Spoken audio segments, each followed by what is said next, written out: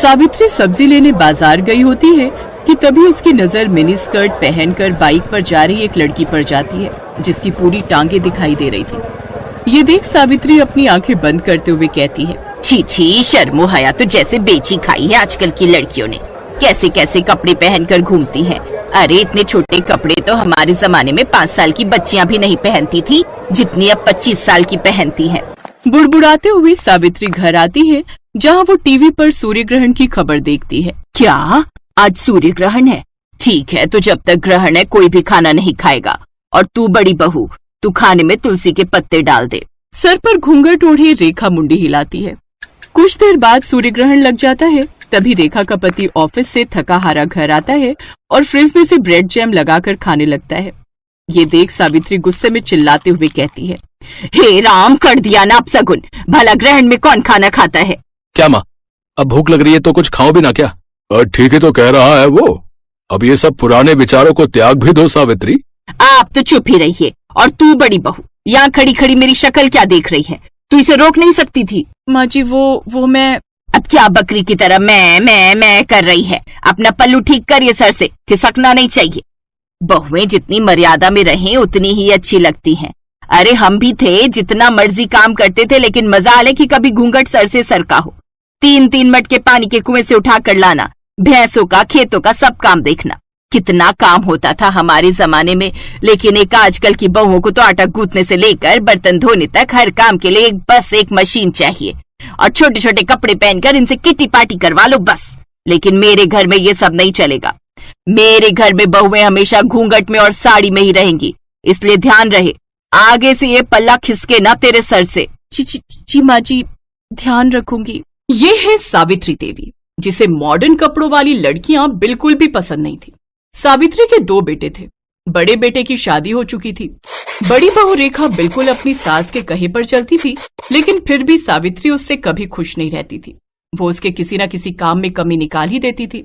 एक रोज जब रेखा अपने कमरे में दिन में आराम कर रही थी, तो सावित्री अचानक से उसके कमरे में आती है। तब रेखा करवट बदल रही होती है, जिससे उसकी कमर दिख जाती है। ये देख सावित्री जोर से चिल्लाती है, छी छी छी छी छी छी छी, बस इसी बात का डर था मुझे। सारी शर्मो हया बेच खाई है। माँ जी आप, लेकिन हुआ क्या? क्या होना है? करवट लेते वक्त तेरी कमर दिखी कैसे? आज के बाद ऐसा हुआ ना तो अच्छा नहीं होगा बहू। और इस तरह बंदिशों में रेखा ने अपनी शादी का पूरा 1 साल काट लिया। और उसकी फर्स्ट एनिवर्सरी पर उसका देवर राहुल दिल्ली से कानपुर आता। भाभी, मुझे ना आप सबको कुछ बताना था, तो मुझे लगा इससे अच्छा दिन भला क्या ही होगा। वो मेरे ऑफिस में मेरे साथ संध्या काम करती है, अच्छे परिवार से है, अच्छा कमाती भी है, और मैं उससे शादी करना चाहता हूँ। मतलब लव मैरिज? हाँ माँ, लव मैरिज। क्यों, कोई प्रॉब्लम है? नहीं नहीं, मुझे भला क्या दिक्कत होगी। तुझे पसंद है लड़की तो फिर हमें भी पसंद है। ये सावित्री का सिद्धांत भी समझ नहीं आता। जो डरता है तो उसे और डराती है, और जो सुनता ही नहीं उसकी बात झट से मान जाती है। चुप करिए जी। अब उस शहरी लड़की के पीछे अपने बेटे को तो नहीं खो सकती ना। कहीं उसके लिए सब छोड़कर ही चला गया तो। इसीलिए तो चुपचाप इस शादी के लिए हाँ कर दी। एक बार घर में आ गई तो फिर रेखा और उसमें कोई फर्क नहीं कर पाएंगे। सावित्री अपने छोटे बेटे की शादी के लिए मान जाती है। वो 1 महीने बाद दोनों की शादी करवा देते हैं। शादी के बाद दिल्ली से कानपुर कार में आते आते भारी भरकम लहंगे में संध्या काफी थक जाती है और वो एक जगह होटल के पास गाड़ी रुकवाती है। ड्राइवर, गाड़ी रोको, मुझसे अब और ये नहीं पहना जा रहा, ये भारी भरकम लहंगा। राहुल तुम यही रुको, मैं अभी चेंज करके आती हूँ। कुछ देर बाद गाड़ी आकर उसके ससुराल रुकती है। फिर पीछे से संध्या स्कर्ट और टॉप पहनकर सर पर शादी का दुपट्टा लिए निकलती है। संध्या को इस रूप में देखकर सभी हैरान रह जाते हैं। राहुल बेटा, ये सब बेटा 2 जोड़ी में लड़की मांगी थी, इसका मतलब ये नहीं कि ये सचमुच ही 2 जोड़ी में आ जाएगी। वो माँ, दूर का सफर था ना, और इसने लौटते वक्त लहंगे पर ही वोमिट कर दी, इसीलिए जो इसके हाथ में लगा इसने पहन लिया। ये राहुल का बच्चा झूठ क्यों बोल रहा है? चलो संध्या, माँ के पाँव छुओ। हैं? अरे नहीं नहीं, तुम रहने दो। अगर तुम झुकी तो न जाने क्या क्या झुक जाएगा। ओह थैंक्स। वैसे मैं खुद झुकने के मूड में नहीं थी। वो क्या है ना, मैं बहुत थक चुकी हूँ। वैसे माँ जी, हमारा बेडरूम कहाँ है? वो क्या है ना, मैं पहले बाथ शावर लेना चाहती हूँ। और राहुल डार्लिंग, तुम ना प्लीज मुझे बॉडी मसाज दे देना। आज सचमुच मुझे बहुत थकावट है। बताओ ना माँ जी, बेडरूम कहाँ है? संध्या, बस 2 मिनट, माँ गृह प्रवेश कर ले। ओह प्लीज, थोड़ा जल्दी कीजिए ये सब formalities. I am really so tired. Savitri को मन ही मन बहुत गुस्सा आ रहा था, लेकिन वो कर भी क्या सकती थी। उसने चुपचाप उनका गृह प्रवेश करवाया और बहू बनकर संध्या अपने ससुराल आ जाती है। लेकिन संध्या के कपड़े देख सावित्री डर गई। ये नई बहू तो कुछ ज्यादा ही मॉडर्न कपड़े पहनती है। अरे पढ़ी लिखी नौकरी वाली है तो क्या हुआ, सर पर नाचेगी, जो मर्जी रुमाल जितने कपड़े पहनेगी। कहीं कल मुंह दिखाई पर इसने कुछ बेढंगे से कपड़े पहन लिए तो नहीं नहीं नहीं, इसे मुझे ठीक करना ही होगा। ये सोचकर सावित्री संध्या के कमरे में जाती है। अरे नई बहू, दिखा तो कल मुंह दिखाई पर क्या पहनने वाली है। ये वाली साड़ी कैसी है माँ जी? अच्छी है, लेकिन काला रंग, शादी के बाद ये सब रंग ना कुछ अच्छे नहीं लगते। और वैसे भी ये सिर्फ ब्लैक नहीं है, देखो इसके बॉर्डर पर रेड कलर भी है। जो भी हो, लेकिन तू ऐसी साड़ी नहीं पहनेगी। चल अब मुझे अपनी साड़ियां दिखा, मैं बताती हूँ तुझे कौन सी पहननी है। संध्या सावित्री को अपनी सभी साड़ियां दिखाती है, जिसमें से गुलाबी रंग की साड़ी देख सावित्री कहती है, हाँ ये वाली, ये अच्छी रहेगी, इसे ही पहन तू। जी माँ जी। शादी के तुरंत बाद सास का ऐसा बदलता रवैया देख संध्या हैरान थी। सावित्री ने संध्या की साड़ी तो देख ली, लेकिन वो ये नहीं जानती थी कि उसका ब्लाउज कितना हॉट बना है। शाम को मुंह दिखाई पर संध्या वो गुलाबी साड़ी हॉट ब्लाउज के साथ पहनती है। ये देख सावित्री उसकी साड़ी अच्छे से बांधती है। अरे बहू, ये सर पर पल्ला कर ले, सब मेहमान आएंगे ना तो उनके सामने यूं सर ढके घूमना अच्छा नहीं लगता। संध्या साड़ी पहनकर सर पर घूंघट रखकर बाहर आती है। ये देख मोहल्ले की औरतें बात करती हैं। मान गए सावित्री तुझे, मुझे तो लगा था कि ये मुंह दिखाई पर भी मिनी स्कर्ट पहन कर आएगी, लेकिन तूने तो एक दिन में इसे साड़ी पहनना और घूंघट रखना भी सिखा दिया। अरे मेरा नाम सावित्री है, सावित्री। अच्छा संध्या बहू, चल अब इन सबके पांव छूकर आशीर्वाद लो। सावित्री सबके पांव छूकर आशीर्वाद लेती है, लेकिन संध्या ये नहीं जानती थी कि उसकी सास किस खेत की मूली है। एक बार जो उसने साड़ी पहन ली तो फिर वेस्टर्न कपड़ों का नंबर तो कभी आने वाला है ही नहीं।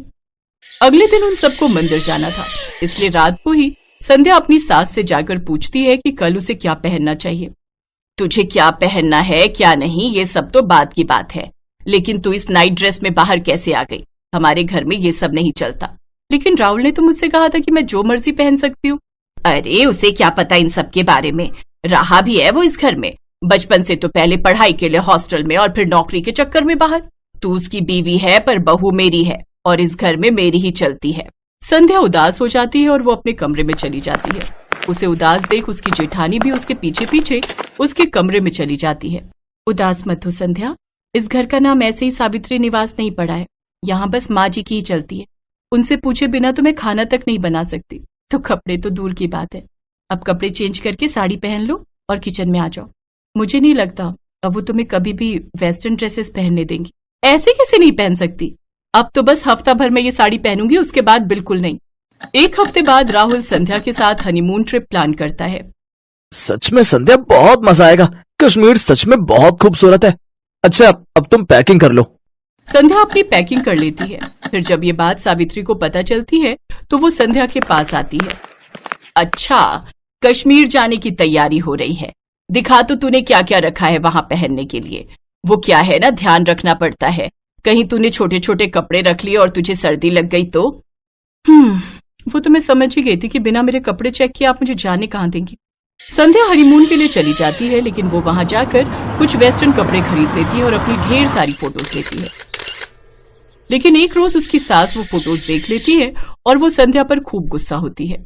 लेकिन तभी वहां सावित्री की सास रत्ना आ जाती है, जो काफी बूढ़ी होती है, लेकिन उन्होंने भी टी शर्ट और पैजामा पहना होता है, साथ ही चश्मा भी लगाया होता है। बताओ भला क्या बुराई है इन कपड़ों में? मुझे देखो, मैं क्या इन कपड़ों में बुरी लग रही हूँ क्या? अरे जब मैं गांव में रहकर ऐसे कपड़े पहन सकती हूँ तो फिर मेरे पोते की बहू क्यों नहीं? और तू जानती है आज क्या हुआ? जब मैं रेलवे स्टेशन से लौट रही थी तो साड़ी पहने एक लड़की बाइक पर बैठी थी, उसकी साड़ी बाइक में फंस गई और वो नीचे गिर गई, जिससे उसे थोड़ी चोट आ गई। और वो कोई और नहीं, हमारी बड़ी बहू रेखा है। अभी अस्पताल में भर्ती करवा कर आई हूँ उसे। जमाने के साथ अपनी सोच बदल सावित्री। ये सब बातें सुन सावित्री को अपनी गलती का एहसास होता है और अब वो कभी भी अपनी बहुओं को उनकी मर्जी के कपड़े पहनने से नहीं रोकती।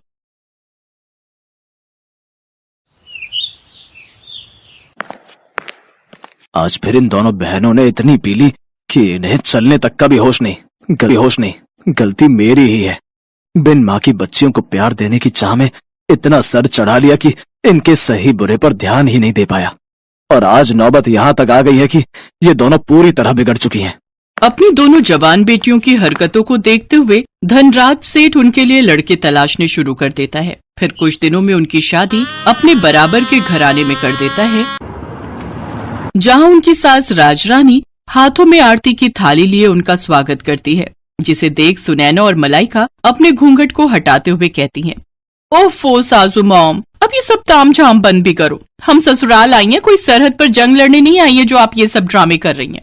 ये कहकर दोनों बहनें बिना कलश गिराए ही अपने कमरे में चली जाती हैं। उनका ऐसा व्यवहार देखकर राजरानी और उसके बेटे निखिल और रोहित हैरान रह जाते हैं। अगले दिन वो दोनों सुबह 10 बजे सोकर उठती हैं। फिर राजरानी उनसे कहती है, अरे ये क्या बहुओं, अभी तक तुम दोनों नहाई नहीं। आज तुम दोनों की पहली रसोई है जिसमें तुम्हें मीठा बनाना है। चलो जल्दी से नहा लो। लेकिन सासू मॉम, हमें तो करछी पकड़नी तक नहीं आती, हमें तो सिर्फ मीठा खाना आता है, बनाना नहीं। और वैसे भी घर में नौकर है ना, तो ये उनका काम है। हमने तो आज तक अपने घर के किचन में भी कदम नहीं रखा। बेटा, घर में भले ही हर काम के लिए नौकर है, लेकिन घर का खाना तो घर की लक्ष्मियों को ही बनाना चाहिए। माँ बिल्कुल सही कह रही है, और वैसे भी शादी के बाद अपनी पहली रसोई में मीठा बनाना एक रस्म है जो हर बहू निभाती है। ओफो, मायके में हमारा बाप कम था जो अब यहाँ तुम दोनों भी लेक्चर देने लग गए। Live it. अरे सुनैना, चलो जल्दी से रेडी होकर बाहर पूल में आ जाओ। आज हम दोनों जी भरकर स्विमिंग करेंगे। कुछ देर बाद दोनों बहनें सब घर वालों और नौकरों के सामने स्विमिंग ड्रेस पहनकर आती हैं और पूल में जाकर नहाने लगती हैं। अपनी बहुओं की ऐसी बेशर्मी देख राजरानी का तो सर शर्म से झुक जाता है। ये दोनों की दोनों तो मेरी नाक कटवा कर रहेंगी। हे भगवान, मेरे घर की इज्जत अब तेरे हाथ में है। राजरानी एक धार्मिक महिला थी, साथ ही वो समाज सेविका भी थी। उसका खुद का एक बड़ा एनजीओ था जिससे शहर की बड़ी बड़ी हस्तियां जुड़ी हुई थी। ऐसे ही कुछ दिन बीतते हैं। मलाइका और सुनैना अपने ससुराल के प्रति कोई जिम्मेदारी नहीं समझती थी। वो दोनों तो बस सारा दिन अपने मेकअप, पार्लर, शॉपिंग और पार्टीज में ही बिजी रहती। ये इतने छोटे कपड़े पहनकर तुम रात को कहाँ जा रही हो बहू? सासू मॉम, आज हमारी फ्रेंड की बर्थडे पार्टी है, हम दोनों नाइट क्लब जा रही हैं, आने में देर हो जाएगी, चलो सुनैना। फिर दोनों शॉर्ट ड्रेस पहनकर नाइट क्लब चली जाती हैं, जहां वो खूब सिगरेट शराब पीती हैं। फिर आधी रात को कुछ लड़के उन्हें घर ड्रॉप करते हैं। दोनों लड़खड़ाती हुई अंदर आती हैं, जहां उन्हें देखकर राजरानी उनसे कहती है, ये सब क्या है? आज तो तुम दोनों ने हद ही कर दी। अरे बड़े घर की बहुओं को ये सब शोभा नहीं देता। ओ सासू मॉम, अब अपना भाषण फिर देना मत शुरू कर दो। अरे यार, यही तो हमारे जीने के दिन है। अरे हम अपनी जवानी में एंजॉय नहीं करेंगे तो क्या तुम जैसी बुढ़िया होकर एंजॉय करेंगे? हाँ। तभी निखिल और रोहित वहां आते हैं और उन दोनों को जोरदार थप्पड़ मारते हैं। ये देखकर दोनों बहनों को बहुत गुस्सा आता है और वो भी अपने पतियों के मुंह पर थप्पड़ कस देती हैं। हम आज के जमाने की लड़कियां हैं, मुंह तोड़ जवाब देना बहुत अच्छे से जानती हैं, तो ऐसी गलती फिर मत करना। फिर दोनों अपने कमरों में लड़खड़ाते हुए चली जाती हैं। ऐसे ही समय बीता। फिर एक रोज सुनैना और मलाइका अपने घर में लेटी थी तो उनके फोन पर एक मैसेज आता है जिसमें शहर के बाहर एक फार्म हाउस में रेव पार्टी का इनविटेशन होता है। Oh wow, rave party! Malaika, I am so excited यार। मैंने आज तक बस रेव पार्टीज के बारे में सुना था, लेकिन अब तो हम उसे एंजॉय भी करेंगे। ऑफ कोर्स, अगर लाइफ में हर चीज का मजा नहीं लिया तो क्या किया? We will definitely go there. दोनों बहनें खुश हो जाती हैं और शाम को तैयार होकर अपनी कार लेकर वहां पहुंच जाती हैं। पुलिस से छुपकर उस फार्म हाउस पर हो रही पार्टी में शराब, सिगरेट, ड्रग्स से लेकर सुख की हर चीज शामिल होती है। वो दोनों उस दिन ड्रग्स का सेवन भी करती हैं, जिससे उनका सर पूरी तरह घूम जाता है और वो एक अलग ही दुनिया में होती है। तभी एक लड़का जो कि नशे में होता है मलाइका को गलत तरीके से छूने की कोशिश करता है। तभी कुछ पल के लिए लाइट चली जाती है और जब लाइट आती है तो वो लड़का जो मलाइका को छेड़ रहा था वो मरा हुआ जमीन पर पड़ा होता है। कुछ ही देर में उस पार्टी में पुलिस छापा मारती है और सबको अरेस्ट कर लेती है। अगले दिन राजरानी अपने बेटों के साथ जेल पहुंचती है। सासू मॉम, निखिल, हमने सचमुच किसी का मर्डर नहीं किया, हमें बचा लो सासू मॉम, प्लीज हेल्प अस। हाँ रोहित, हमारा ट्रस्ट करो, हमें फंसाया जा रहा है। हमसे बहुत बड़ी गलती हो गई जो हम उस पार्टी में गए। आज के बाद हम कोई पार्टी नहीं करेंगे और ये सब काम सच में छोड़ देंगे। तुम दोनों को अपनी गलती का एहसास हो गया, यही काफी है। आकाश, यहाँ आ जाओ। और इंस्पेक्टर साहब, आप छोड़ दो इन्हें। जी मैडम। ये लड़का तो जिंदा है। हाँ, ये सब हमारे प्लान था, तुम दोनों की अक्ल ठिकाने लगाने के लिए। दरअसल ये सारा प्लान राजरानी और उसके बेटों का था, जो उन्होंने अपनी बहुओं को सबक सिखाने के लिए किया था। उन्होंने ही अपनी पहुंच का इस्तेमाल करते हुए इस पार्टी का आयोजन किया और ये सब ड्रामा रचा। लेकिन इससे मलाइका और सुनैना को अच्छा सबक मिला और वो दोनों अब बेशर्म से संस्कारी बहुएं बन गईं, जो अपने परिवार के साथ अच्छे से अपनी गृहस्थी चलाने लगी।